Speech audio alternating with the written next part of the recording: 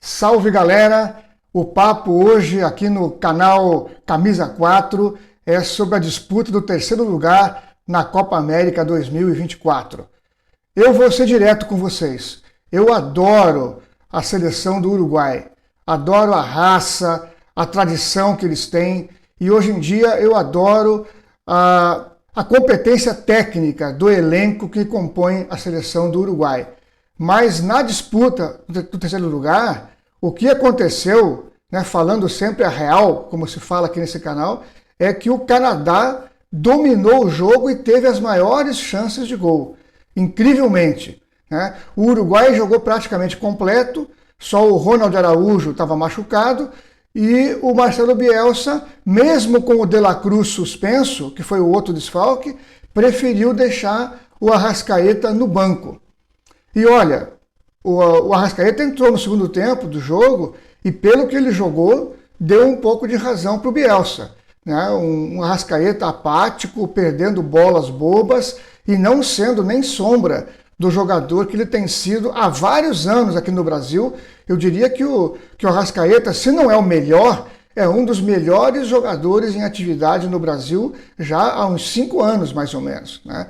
Desde o Flamengo do Jorge Jesus em 2019. Então, surpreende, né, o modo como o Arrascaeta entrou no jogo de ontem.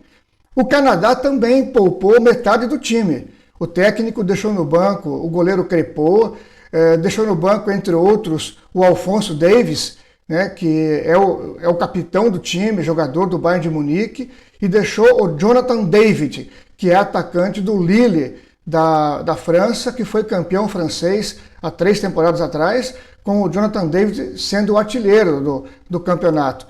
Mas o Canadá justifica, né, essa escalação porque o Uruguai vai sediar a próxima Copa do Mundo junto com o México e Estados Unidos. Portanto, o Canadá não vai disputar eliminatórias. E, portanto, essa Copa América é o último grande torneio internacional antes da Copa do Mundo de 26. Então, o técnico do Canadá entendeu que deveria testar jogadores que fazem parte do seu elenco e que não teriam outra oportunidade de estarem diante de adversários do peso, por exemplo, dos jogadores da seleção do Uruguai. E o Canadá fez um jogo muito bom. Eu vou chamar a atenção de novo para um jogador do qual eu falei na semifinal contra a Argentina, Canadá e Argentina. Chama-se Koné, o meio de campo número 8 do Canadá, que joga no Olympique de Marseille. O que joga esse jogador, ele é um espetáculo, né? Porque ele desarma, ele corre, ele arma, e ainda por cima ontem fez um golaço, né? Que a gente tem dificuldade até de classificar o gol, né? É bicicleta, é semibicicleta, é um velocípede, né?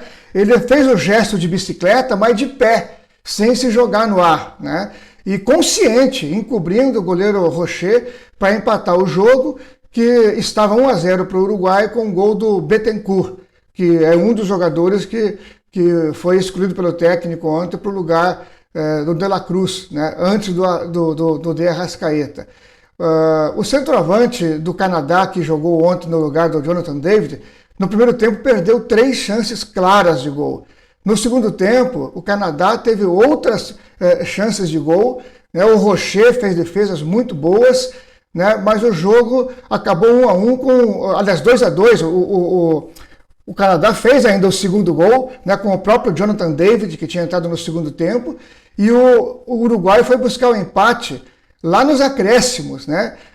No último minuto dos acréscimos, com o Luis Suárez, que também tinha entrado no intervalo junto com o De Arrascaeta. O Luis Suárez tinha perdido um gol 1 minuto antes, numa jogada que ele mesmo criou, driblando o zagueiro, entrando na área, mas chutando fraco, e acabou fazendo o gol de empate após receber um passe inusitado, né, do zagueiro Jiménez, que nem costuma ir tanto assim para o ataque, mas foi e deu uma assistência maravilhosa para o Suárez empatar o jogo e levar a decisão para os pênaltis.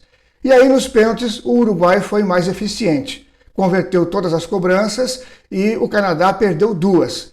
E aí vem a crueldade do futebol. Quem perdeu os pênaltis para o Canadá? O primeiro deles foi o Koné.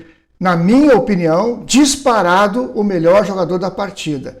E o Koné perdeu o pênalti de um jeito que se ele fosse jogador da seleção brasileira, estaria aqui grande parte da imprensa e grande parte da torcida falando: esse cara não pode mais jogar na seleção, porque bateu o pênalti com displicência, deu aquelas paradinhas na hora que se deslocava para a bola e tal, né? Eu, na minha opinião, na minha humilde opinião, o Koné apenas ele se deslocou até a bola, né, meio que caminhando, esperando a definição do goleiro Rocher.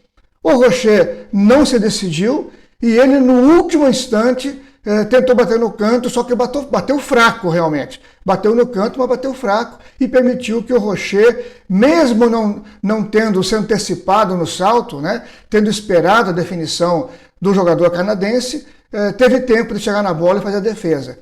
E o Alphonso Davies, que é o grande craque, a grande referência, o capitão do time, perdeu o pênalti decisivo, que ele tinha que fazer, e o Uruguai ainda errar a quinta cobrança para eles partirem para aquelas cobranças que chamam de alternadas, né? Embora todas sejam alternadas. É que da quinta em diante precisa só um desempate, né? Um time fazer e o outro perder para o jogo acabar. E o Alphonso Davies bateu no melhor estilo do Messi.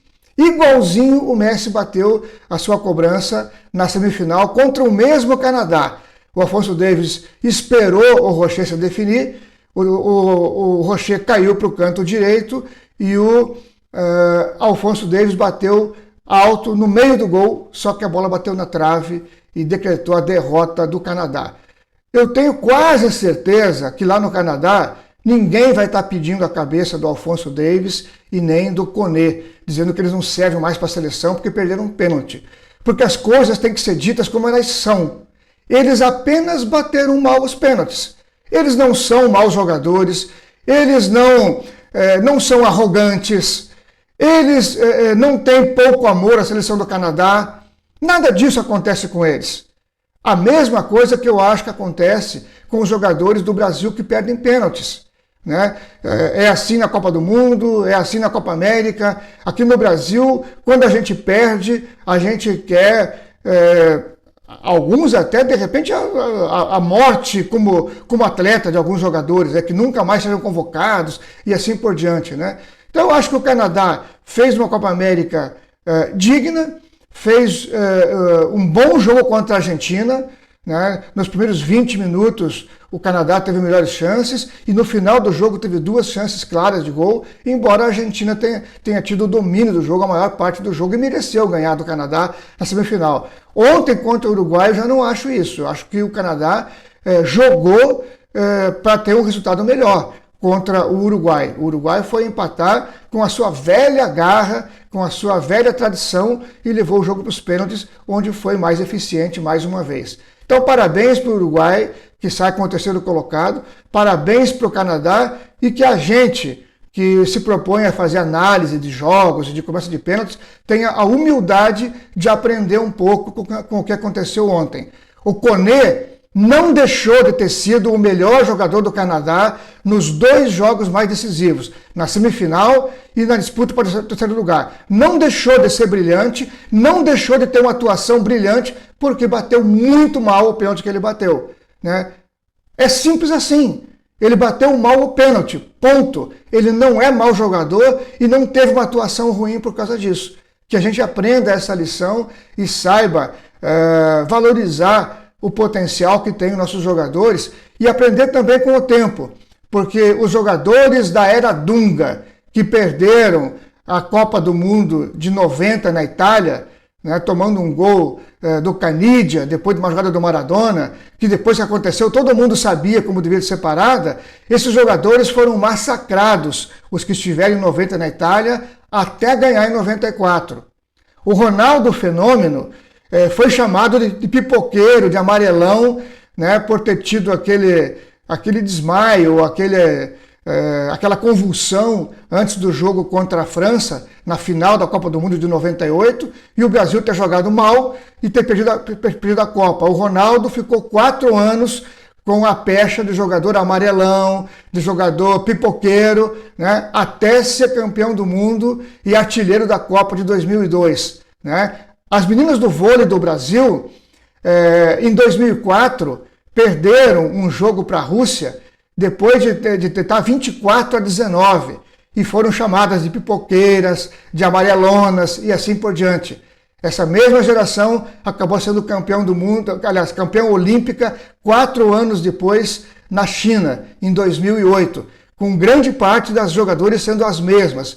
Então, espero sinceramente que os jogadores que não fizeram uma grande Copa América nesse ano possam, em 2026, de repente, tapar a boca minha e de muita gente que faz críticas exacerbadas e que não tem a ver com o desempenho. As críticas ao desempenho são não só bem-vindas como necessárias, mas você dizer que o Brasil perdeu a Copa América porque o Militão foi arrogante ao caminhar sorrindo para cobrar o pênalti, porque tem jogador que faz trancinha, porque tem jogador que é tatuado, porque tem jogador que é mimado e não gosta da seleção, e assim por diante, isso é uma grande besteira e não ajuda a gente a entender realmente o que está se passando com a seleção brasileira.